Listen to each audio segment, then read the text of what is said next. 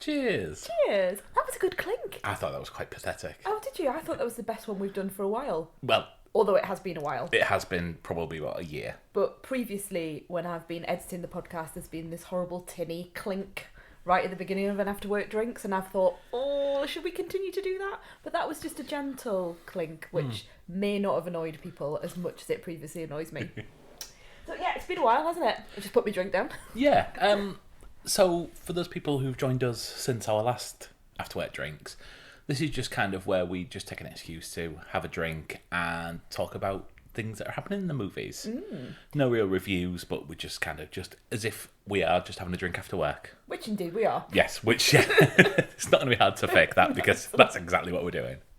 Yeah, and previously we have talked about things like, well, we talked a lot about the pandemic pushing films back. Yes. But some films were coming out and we didn't really realise that some were going to be delayed by quite as much as they were. And we just sort of chatted about trailers that have come out and things like that. But now I feel like we can sort of really talk about films that are going to be in the cinema. Yes. Or indeed on streaming services as well. Because Yeah. I know some will come out in the cinema, some will be followed in the streaming services. Because there seems to be now a momentum within cinema. We have been to the pictures a lot more since the lockdown in England lifted, Yeah.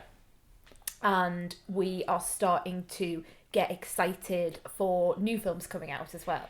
Yeah, I mean, I think we are lucky, and this is this is with a massive amount of caveats, that our local cinema doesn't get massively busy. So if you are someone who is still cautious going to the cinema, I fully understand that. I've never felt unsafe in my cinema. There's always been able to put a couple of seats between everyone.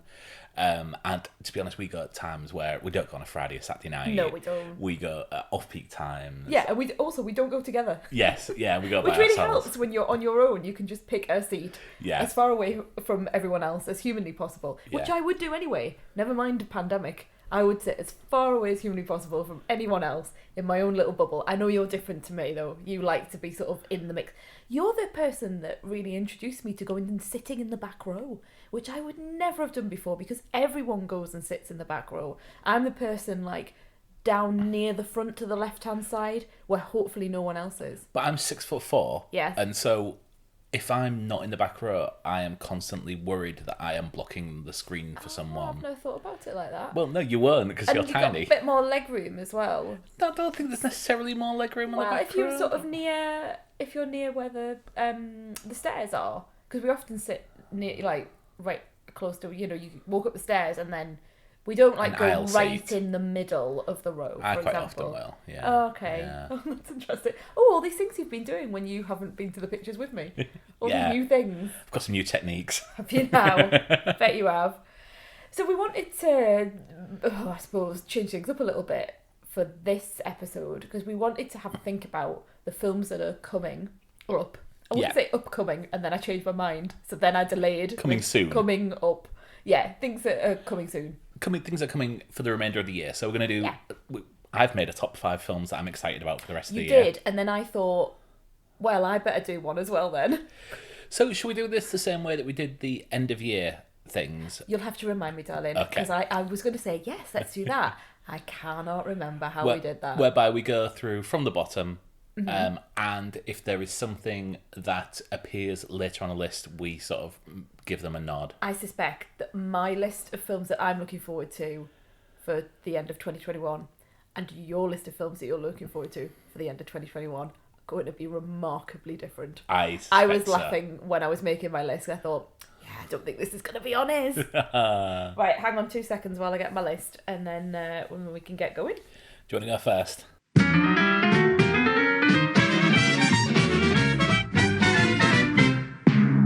Yeah, okay, I'll go first. This might be on your list, actually. Do I have to say it? Sorry, I don't know the rules. Do I say my film? I'm looking How at you else am really I going to scared. know? I don't know. I don't know. Right, so my film is Edgar Wright's Last Night in Soho. That is in my list. I thought it might be somewhere, but mine is at 5. Okay, Mine is at fine. 5. And yours is Interesting. not at 5. That's how this game works, right? Correct, Yes. yes. Excellent. Yeah. Right, so do you go now? Yes, that's right, yeah. I suspect this isn't in your list, but my number 5 is Eternals. No, it's not in my list at all. Wow. Sorry. Wow. No, it's not in my list at all. You're really not excited about I'm this, not are you? excited about it. Why are you excited about it? Because it's the MCU. And the MCU have had their big moment with Infinity War and Endgame.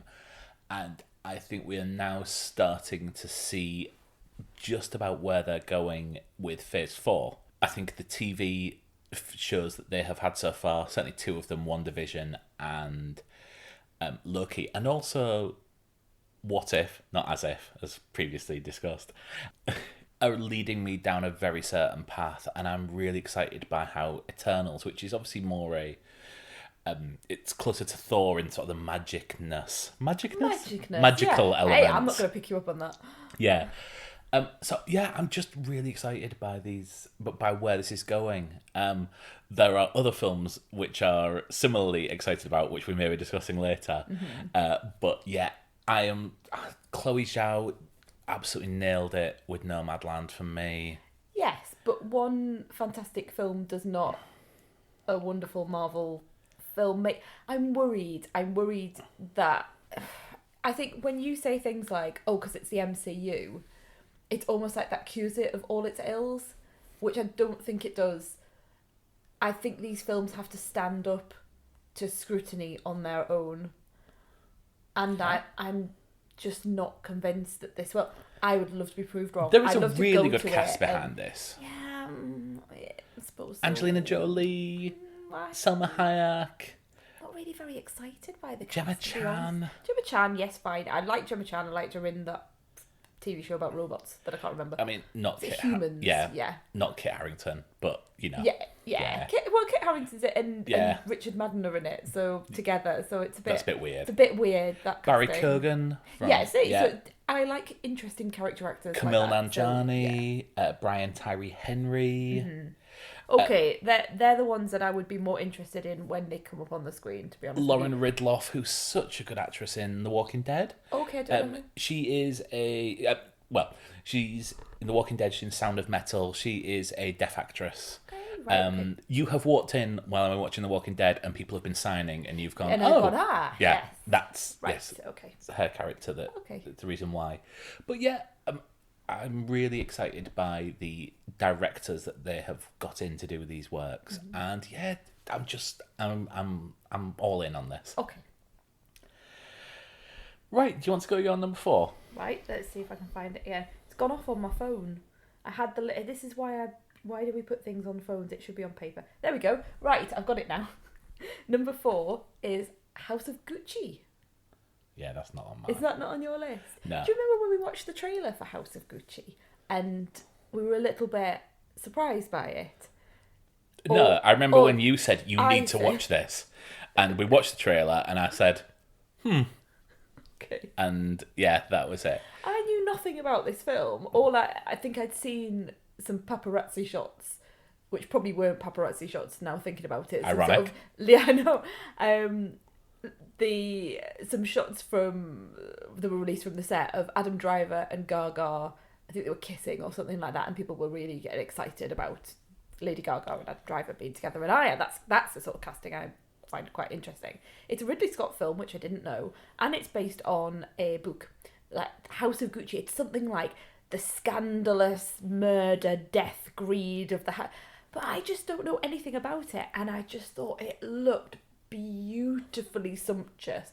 It looked like crime thrillery, like I've got my hands out here. I'm so excited for a good old Italian crime thriller. Do you know what I mean? Like, I'm not saying it's The Godfather. Yeah. But I do love that sense of family and mystery and like they say, murder and greed and crime, and I love it. And because I don't know anything about what has happened, I'm really excited to go into this completely, just going in, seeing what happens, seeing the performances. The only thing I'm not excited about is Jared Leto. Yeah, I was just looking at the cast here. Yeah, you look at the cast, really interesting. And when you look at who has been cast as whom as well, sort of famous people that are characters in this, which obviously, because obviously the Gucci's are real people, but there are other famous designers and people in the entertainment world that are being played by actors and actresses. And then you go down the list and you go, oh, that's interesting, oh, that's interesting, and then you remember Jared Leto's in it. So, right, in defence of Jared Leto, Okay. I think he's made some poor decisions.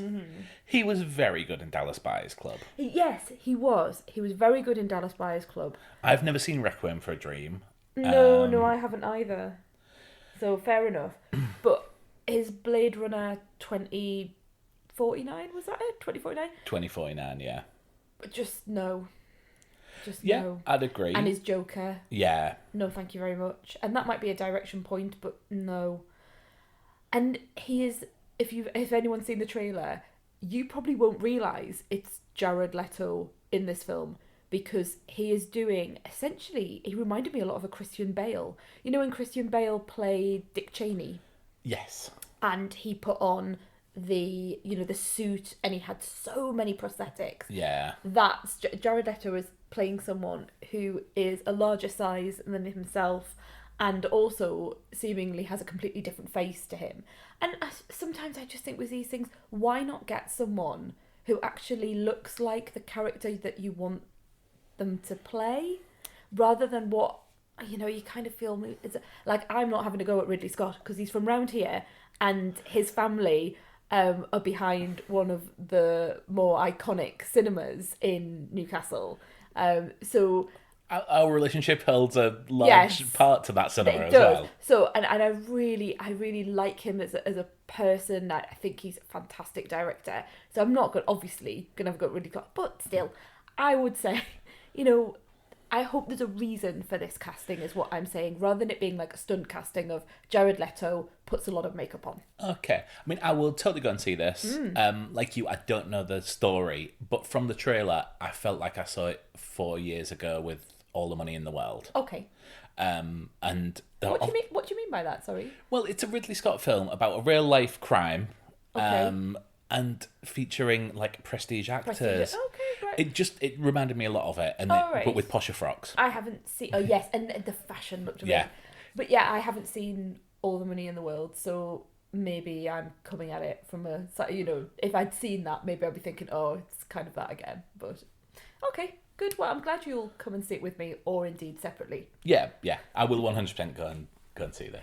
What's your number 4? Guarantee this isn't on your list. Right. In the slightest. It's The Card Counter. Sorry, I was about to say that's not a film I've heard of. But also, The Card Counter is not a film I've heard of. Yeah. So it works for both. Yeah, so I first found out about this because it's considered to have flopped in America, which is a real problem. But this is Paul Schrader, who is longtime collaborator with Martin Scorsese, who gets a producer credit in this. I think he wrote Taxi Driver. He wrote he was a writer on Raging Bull. Of course he did. I'm thinking, why do I know that name? But yeah, of course he did all those things. And then I think he's directed a lot of films, but I think probably in most recent years he did First Reformed, which I've not seen, but that's got a lot of I know. Yeah, that's Ethan Hawke and Amanda Seyfried, and really, really got a lot of attention. Certainly in the lists and the podcasts I listen to. So this, first of all, anything to do with card counting, I am obsessed by. Yeah, I love 21, and I really wish it wasn't as problematic as it is now, because I'd love to. I know you've not seen it, no, but it's set in Vegas. It's filmed a lot in, I suspect, Planet Hollywood. It's been a while since I've seen it, but it certainly looks like it's there, which is our favourite hotel. But this stars Oscar Isaac, Tiffany Haddish, Ty Sheridan, Willem Dafoe. It's about a great cast. Yeah. So it's about someone who's been to prison, comes out and is a card counter. Seems like I've only seen the trailer for this, but Tiffany Haddish recruits him to be in their card counting gang. But Ty Sheridan catches up with him, and there are things from his past where he's trying to get revenge on people. like I said, this hasn't gone down well in America. It's not made its money back. I think it made less than 2 million at the box office. I think it's just the timing, though, maybe. Maybe so. It did really well at Venice. Okay. Yeah, and yeah, I'm just really looking forward to it. It looks really stylized, but just the right amount. It only came out last week, so maybe it's got a bit more legs in it. But yeah, It's definitely up your street. yes, yeah. Definitely up your street. This is one for me. I think it could have like a completely unknown cast, a director that's maybe done like, you know, what, a dodgy Sharknado type thing. Yeah. And you would still go and see this film because it's called The Card Counter. I mean, look, Oscar Isaac's there. He I looks mean, cool. he is the coolest guy. Yeah. He is the coolest guy. But yeah, so I am fascinated by anyone who can card count. I've tried it myself, like just as a little amateur thing offline. Yeah, can't do it. Do you understand card counting? Please don't ask me that question. Okay.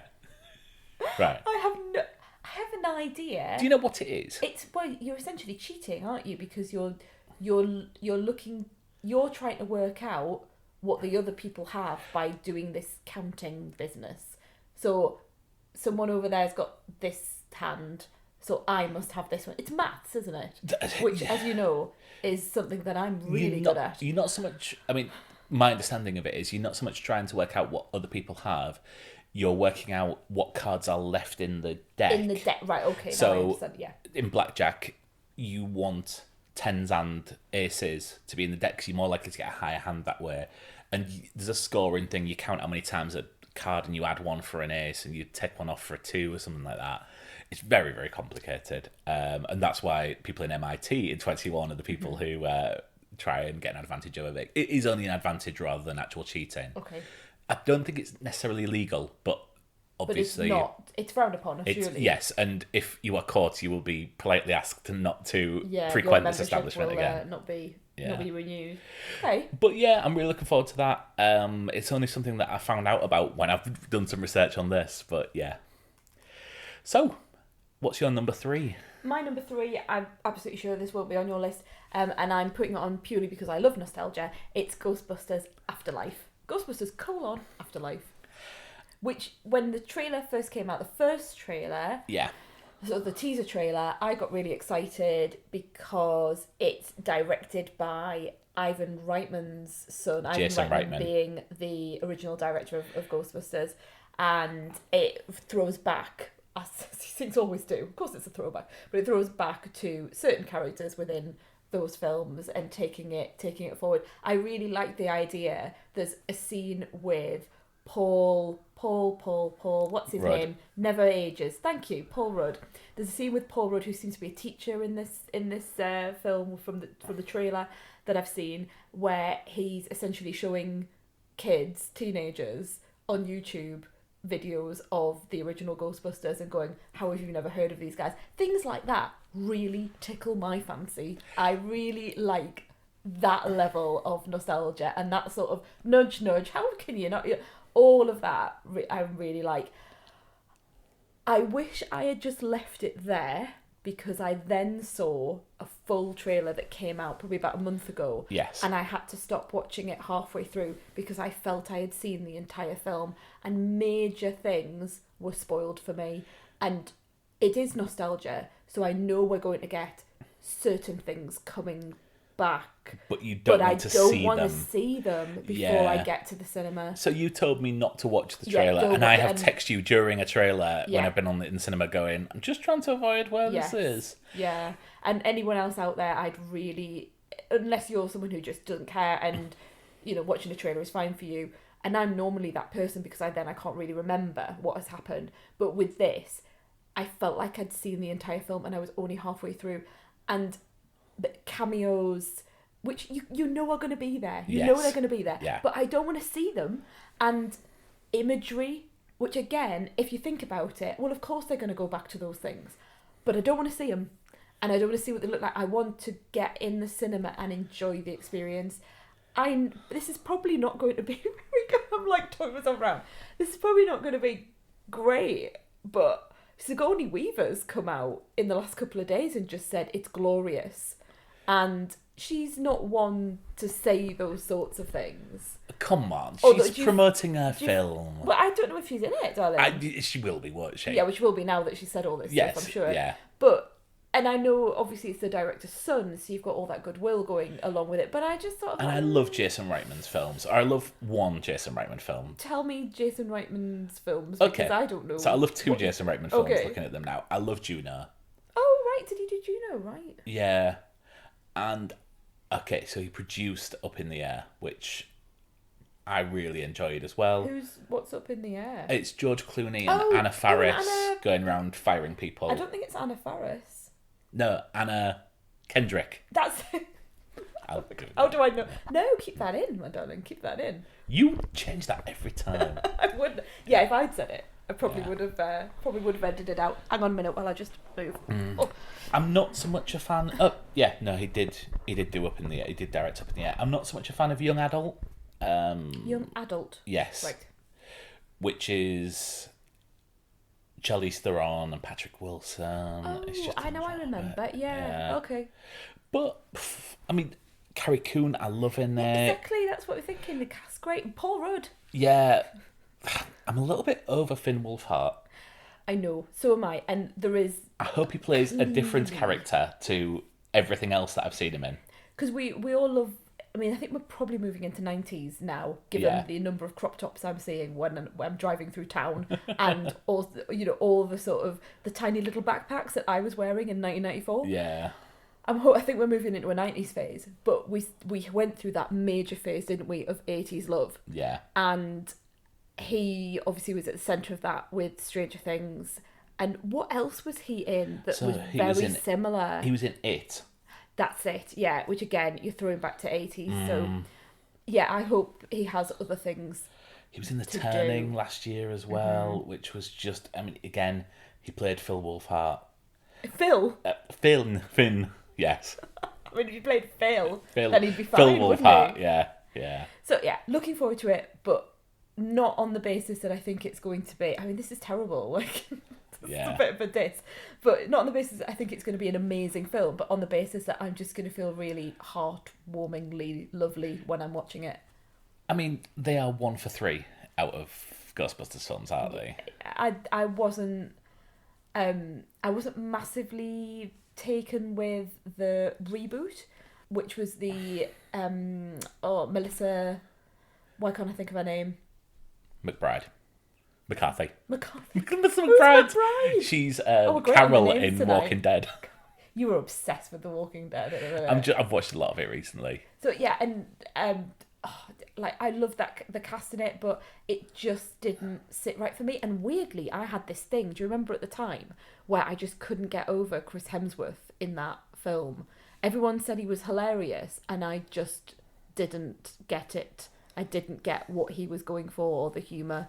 But anyway, so yeah, I wasn't cute. I like Ghostbusters too, but again, it's a nostalgia thing. I mean, it scares the living daylights out of me, but I do like Ghostbusters doing the Vigo. It's the bit where the man from the museum is dressed as like a nanny and he comes and he steals the baby. I can't watch it. I can't watch it now. I'm nearly 41. I cannot watch that scene. Just even thinking about it now. Don't look it up. I'm not. You got your phone out. I thought you were getting my list ready for the next pick. I thought you were getting the video up and you were going to make me watch it. Anyway, yes, I don't like that bit. Let's move on quickly to the next film. I don't think we'll be talking about this for very long. Okay. Because I think this might come up later on yours. I've only got 2 left, haven't I? Yeah. Well, This is my number 3. And it's The Matrix Resurrections. Yes, that's coming up on mine. Okay. Well, your number 2 is now. So are we talking about it now or are we talking about it later? We're talking about it later. Sorry, okay. I'm still working out the rules of the game. Yes. So my number 2 is No Time to Die. You can talk about it now for me. You haven't got it in your list at all? No, I mean, I will go see it. I am looking forward to seeing it, but I just feel like this has... it's not its own fault. No. This has been around it's dragged so long. On. Yeah. We have seen the trailer for this film so many times and not wanted to. Yeah. And like proper done what you did, which is like close your eyes or just try and think of something else. Put fingers in your ears. because you just get sick of seeing it, the same scenes over and over again. And again, I feel like I've seen the film. I'm not putting it in here because I think, oh, it's Bond and I love Bond. Although I don't mind it, and it usually comes out every November, which is my birthday month. Yes. So it's always sort of like go and see Bond around the time of your birthday. But I just want to see what it is. I'm now to the point where it's a Bond film. I want to go see it. I want to see what it's all about. I'm really excited about Lashana Lynch. She excites me out of everything in this film. The problem is, I feel like I've seen her performance for 2 years. That's right. That is the caveat to everything. And also, it's I was about to call him Craig Daniel. We're doing really well on names tonight. Daniel Craig. Daniel Craig's final performance as Bond. And I'm intrigued to see what he brings to this performance. Whether it is he's just so sick of this and that you're going to see that on his face throughout the entire film, or if he's actually, if he's really sort of doing things. So from an analytical point of view, I'm really interested to see how that comes across on screen. I'm not particularly keen on this whole idea of the villain. I think we've talked about that before on the podcast. It looks to me like he's got some kind of difference in terms of his face or in terms of his body. I think Helen O'Hara from Empire magazine and the Empire podcast has raised this point many times before, and I completely agree with her, is I think we should really get past things like limb differences or something, a disability as something that denotes villainy or evil or crime. I think we've really got to move past that now. I agree. And I think when Rami Malek was appointed, he was probably high off the back of Bohemian Rhapsody. Yeah, he was. That's aged badly quickly, hasn't it? Yeah, and now that's and again, it's a time thing, which is not their fault. Yeah. But also, I'm thinking about it now, it's been so long since I've thought about this. This was originally meant to be a Danny Boyle film. Yes. Although I'm happy for Cary Fukunaga to take the reins. Why can't I think of the name? True Detective. He's so good work on that, the first season of that, which probably can be classed as the only season many people pay attention. Although I like the third season as well. But I'm really looking forward to seeing Ana de Armas, seeing what she will do in this. I forgot she was in it. Yeah. She hasn't been in the trailers very much then. No. Or we've just stopped watching them. She's got a moment where I think she's got a machine gun in it or something like that. Okay, good. Léa Seydoux, I don't suspect her to last the first act. No, I know, yeah. Some broken mask. The broken mask. Christoph Waltz is in it. Oh, yeah. Jeffrey Wright coming back. Which obviously doesn't look like anything to me. Big fave here. Yeah, I mean, there are good people in this, and I know that it will be good. I'm really upset that it's 2 hours 43 minutes. I was just about to say, should we mention the time? Because we only found that out the other day, didn't we? When we were looking to see when the screenings were. And you pointed to the screen, and I was like, what is this? Why are you so upset? And I thought it was like you were going to say, oh, it's all sold out everywhere. But no, you were pointing to 2 hours 43 minutes. And I know it's a bit of a cliche, but I don't think a James Bond film, unless they are going to really, really, really move this along to be in a way that... I don't know whether they're going to kill off Daniel Craig in this and have a brand new... I'd quite like something different. Yeah, I mean, because they've never done that before. They've never killed off a Bond. Yeah. They don't normally acknowledge it, do they? No. There's no acknowledgement of the new... Apart from in the beginning of On Her Majesty's Secret Service, which opens with George Lazenby walking along a beach, and I think he gets turned down by someone, and he breaks the fourth wall and says, "This never happened to the other fellow." This never happened to the other fellow. I know that there is this theory that James Bond is just a code name, and these are people adopting the actual persona of James Bond, and that explains why they've got 6 different faces depending on where they are. Yeah. But yeah, I mean, if they are going to, and this is heavily rumoured that it's going to be Idris Elba, they are. I think I would prefer it if they put some lore into canon to explain that. I mean, I'm really looking forward to see what Idris Elba can do in this if he does do You it. seem to be really convinced that it's going to be him next, because I was hearing that it was the guy from what's that? I was going to say Surbiton. Bridgerton. That is not what we're looking for. Yeah, the Bridgerton guy. But it seems to be anyone who's new and young and upcoming. And Idris Elba. And I know he's always been in the frame, but I just don't. I don't think that's absolutely. You seem to be very convinced that it's going to be Idris Elba. I'm pretty sure. You're really sure? I don't know. Maybe I've just convinced myself. Yeah. I'm not. Yeah. I'm pretty open. I'm with looking it at the all. odds now. I'm looking at the odds now. And if these are right, it's not going to be Idris Elba. Tom Hardy's favourite. And again, I'm the same. So with Idris, with Tom, I'd quite like it to be someone who's lesser known. To be honest with you, I think that's what the problem is. Rene Jean Page, is that Bridgerton? Yeah, that's Bridgerton. So I prefer it to be someone like him. Luke but Evans. I don't know. James Norton. Sam Heughan? Sam Heughan. No, not one that I know. Right, let's have a little Google. Who is he? The name sounds familiar, but I don't know why. You might be thinking of Sam Houston, who was in an early series of Big Brother. No, that's not what I'm thinking. He's in Outlander. Oh, okay. Yeah. All right. Michael Fassbender, Jack Lowden, Richard Madden, Jack Lashana Lowden, Lynch, yeah. and Idris Elba. Okay. So right at the bottom then. Well, Cillian Murphy, Henry Cavill, Jude Law, Really? So all these Chris roles. Hemsworth. Yeah. Aidan Turner, Henry Okay. Golding. Yeah. People who it's Okay. not going to be. Yeah. Okay. Well, don't put that bet on. No. Well, get some money. Right. What's your number 2? So similar theme to Eternals. It is Spider-Man: No Way Home. Okay. Trailer looked nice. I like the look of the trailer. I think this is the one that opens the doors to the rest of Phase 4. Mm-hmm. I am really excited that they're bringing back old characters. You look at you pausing there. Yeah, because I'm trying to. Yeah. Everyone, if it's in the trailer, I think it's Yeah. fair game. In that there is Well, Alfred it's- Molina as Dr. Octopus. I'm trying to think who is actually shown and who isn't. Not But then many. there's a hell of a lot of rumoured former baddies and also former Spider-Men that are rumoured to be in this as well. Because it's the multitude of madness. No, Is that Doctor that's Doctor Strange? Strange is the multiverse of madness. But it is the multiverse that we're looking at. I only get that from the trailer. Yes. There's something happens with Doctor Strange that means that all these other things come together. That's what I've got from the trailer. Yes, that's right. And what's it called? Is it No Way Home? Yes. That doesn't sound very promising for Peter Parker. Well, they're all... because it's Homecoming, Far From Home, No Way Home, the trilogy.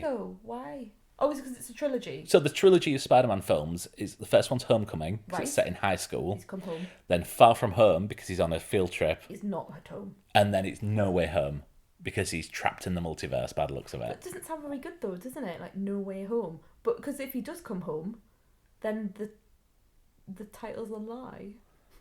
Sorry. This is my literal take. My little brain has gone. But if it's No Way Home, then he has to die at the end of it, surely, or be stuck somewhere. Can we discuss all your problems with the Mission Impossible franchise then? No. and also your massive problem with the never-ending story. When those credits came, you were proper pissed off. I do have problems with things like that. I mean, in the never-ending story, just to take that point, it isn't. The whole point of it is never-ending because it's within your imagination. So the story does never end. Where with this, they're just saying there's no way home. But what if there is a way home, Mark? That's what surely that is the point of the film. If there's a way home, he needs to find it. Well, by that case, then No Time to Die, then... I have exactly the same problem with that. I hate that title. I hate it. God. Yeah, No Time to Die. Well, Listeners are getting a chilling vision of what my Yeah, I life know. involves at the minute, yeah. isn't it? Right, anyway, so Spider-Man No Way Home Yeah. is looking good. And I agree, maybe I should have put it on the list because I did like the trailer and I thought, this is a bit more... It's at what up my point street. we get I think we'll get the Fantastic Four launched in the after credits to that, or maybe Doctor Strange, one of the two. Okay. You don't look excited by this. I'm just not. I wish I was. Like, genuinely, I know I'm always rolling my eyes when the MCU comes on, but I think there's part of me that's really jealous of your love for this, because it's the type of thing that I would have loved to be involved with and picking apart and listening to podcasts talk about which order you should watch the films in and where everything comes, and Don't get you me know, started on that. I know I won't. But do you know what I mean? Like the real intricacies of it. I really enjoyed WandaVision. WandaVision was my favourite out of all of the MCU things. I'm really looking forward to, surprise, surprise, Hawkeye. Just moving from film to TV. Yeah, that was a hell of a Because the Hawkeye trailer. trailer that came out recently, set at Christmas no less, which is always exciting, looked amazing. With a It Rogers trailer. brilliant. Rogers the musical. Yeah. It looked brilliant. And I just thought, yes, this is fun and I can get on board with that. But I would love to be able to watch something like Hawkeye and pick up all of the Easter eggs in it. And I can't, because I don't really know what's happening in the MCU. I'll watch the films and then I don't really remember anything about them. You've got time. I'm not going back. I'm not going back to do We a can do it. rewatch. No, We we're can not. do it. We're not. One a day. Don't like it. I've just said that. Don't like it. Don't like it. Don't like it. Don't like the thing that I've just said I really want to do. Yeah, it's not for me. It's not for me. But like I say, I would love it to be. I would have really liked to have got on board. But instead, I will go back to my historical dramas that I watch over and over and over again, and possibly some musicals. And that'll be my version of the MCU, I think, for all eternity. So we know what our number ones are. Do we? Yes. I mean, I know what mine is, but I know what yours is. Yours is The Matrix. yeah. What's yours going to be then? Well, we'll get to that because it shouldn't be a surprise if you've been paying attention. But Oh no, I haven't then, have I? Have I not been paid? Because you was... Oh, hang on. Right, was it something that... Oh, I know what it is. It's what we started the show with. yes. Yes, Well, okay. let's not break the format just yet. Okay. So, The Matrix Resurrections? Is it Matrix Resurrection? The Matrix Resurrections. Is that what it actually is? The Matrix, Resurrections. According to IMDb, it's not even colon. It's just The Matrix Oh, Resurrections. right, okay. Matrix 4. Let's call it that. Matrix 2 for me, but... Yeah, wasn't excited about this at all until I saw the trailer. Funnily enough, a lot of trailer love on the podcast tonight, but I watched that trailer 3 times in a row in the middle of the night when I was up doing child caring activities, and I just thought, wow, this looks great. I don't understand what's happening in it in any way, shape or form, but I don't know whether it's Keanu Love, to be honest with you.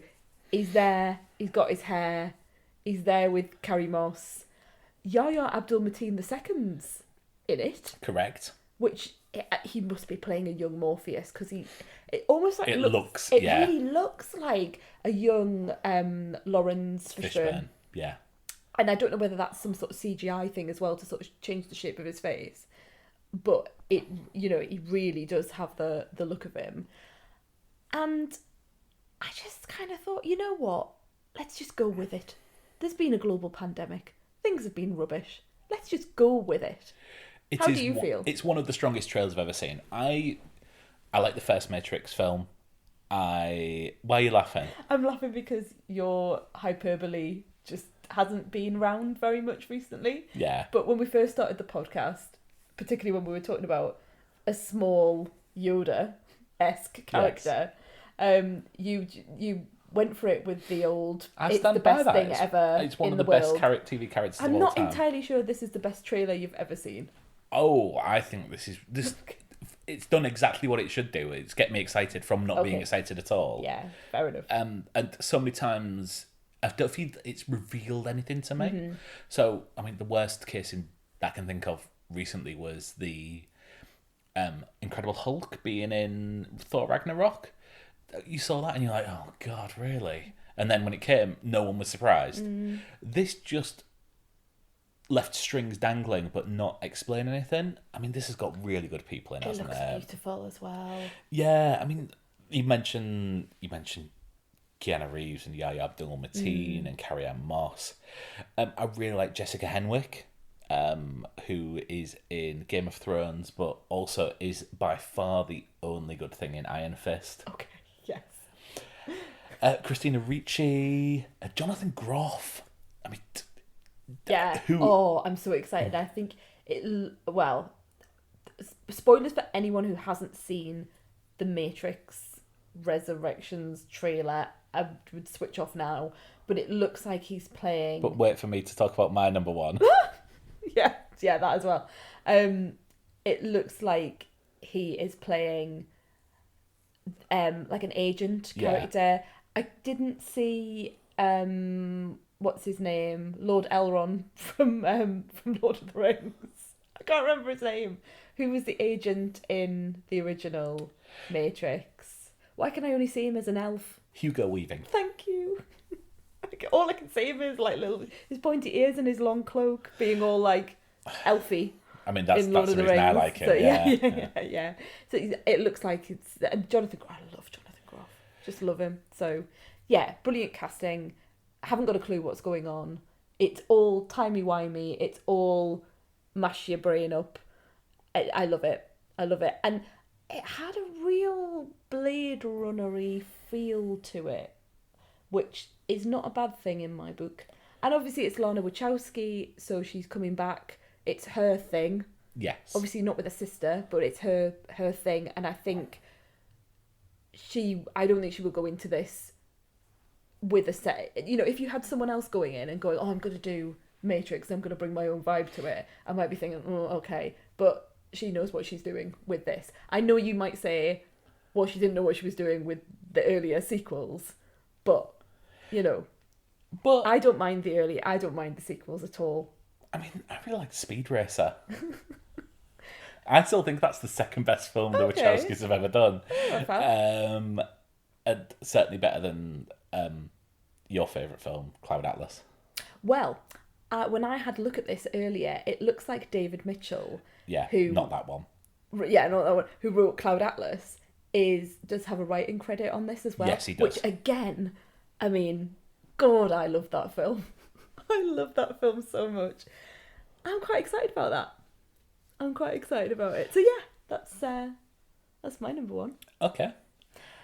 Right then. I'm surprised my number one is so far down on your list. Yeah, so am I actually.